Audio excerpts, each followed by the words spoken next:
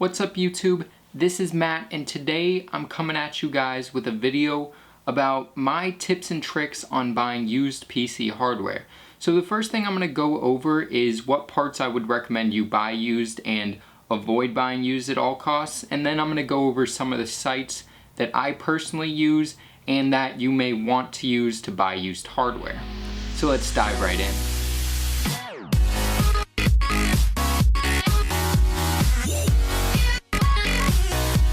So first let's talk about which parts you should and shouldn't buy used. The first thing that I would recommend you never buy used is a power supply. And that's just because the power supply supplies power to all of the components in the machine. If this comes damaged or gets damaged early in its use with your machine, it could fry all of the components in your system. And really, new power supplies aren't that expensive. You can find 400 or 430 watt EVGA units for only around 20 bucks all the time, so it's really not worth the risk of buying a used power supply.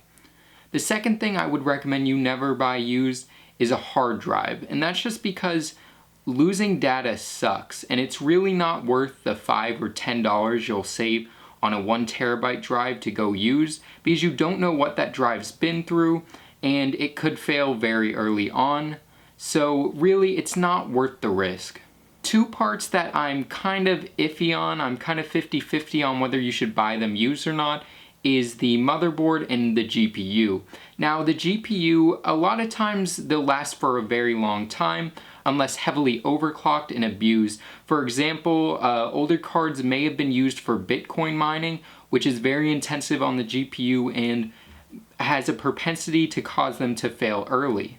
Now with motherboards, especially Intel boards, the pins on the socket themselves are easily bent, and one bent pin can ruin an entire motherboard and make it unusable. Now also, the motherboard has a lot of exposed components, so it can easily be shorted out, so buying a used motherboard is really not the best thing you can do. But if there are quality pictures of the motherboard supplied, then you should be good to go. And if they're zoomed in on the socket itself and you can see there's no bent pins and they've got a socket cover to ship it with, then you should be good.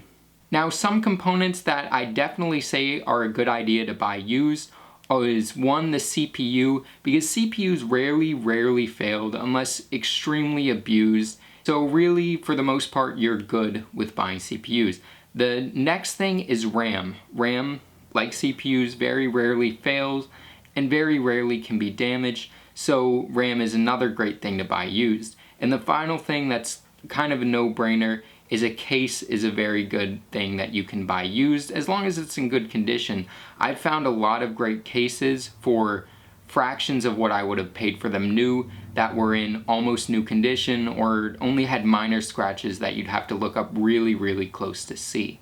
So now let's go ahead and talk about the sites that you can buy used parts from. And I'm going to start from what I like the most to what I really don't recommend you buy. So the first site is eBay.com. Now there's really a big stigma around eBay that you're going to get ripped off, you're going to get a bad product or whatever. But in recent years, eBay's really upped their buyer protection.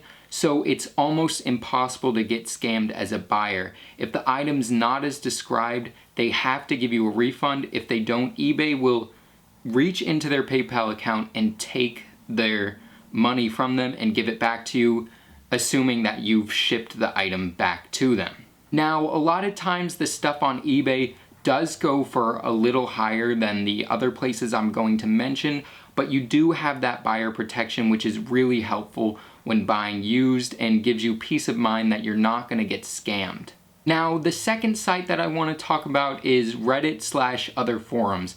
Now, Reddit has a really awesome subreddit called r/hardware swap, where you can trade, sell, or buy used PC hardware. And what's really great is you can see how long this person's been on Reddit, how many transactions they've done and such. Now there's not really the buyer protection built in like there is with eBay, but there is that kind of honor type system where you can see how many transactions they've done, which is really helpful. Now, This goes for other forums as well. There's a multitude of other forums where you can buy used PC hardware, and you really want to go for ones that have these systems where you can see the number of transactions they've done, their ratings, and so on and so forth. And you should really avoid buying from new members, people who created their accounts very recently, because those are more than likely the people that are going to try and rip you off. Now, that doesn't mean they're going to rip you off. It just means there's a higher likelihood that those are the people who are going to rip you off. Now, the third site that I'm going to talk about is Craigslist. Craigslist is overall super sketchy, as you guys know. Really, I would recommend buying no used PC hardware off of Craigslist except for the case.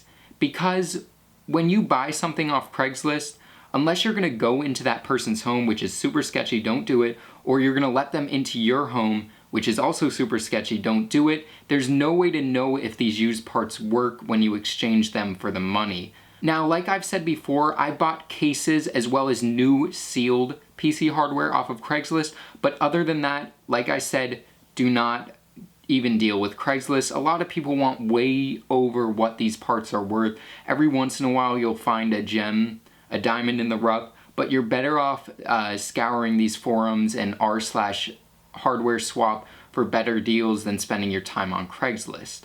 So yeah guys, this wraps this video up. I hope you learned something. If you did and you enjoyed this video, go ahead and give this video a thumbs up. If you've got any comments or suggestions, leave them as comments down below. And as always, this is Matt from Tech by Matt, signing out.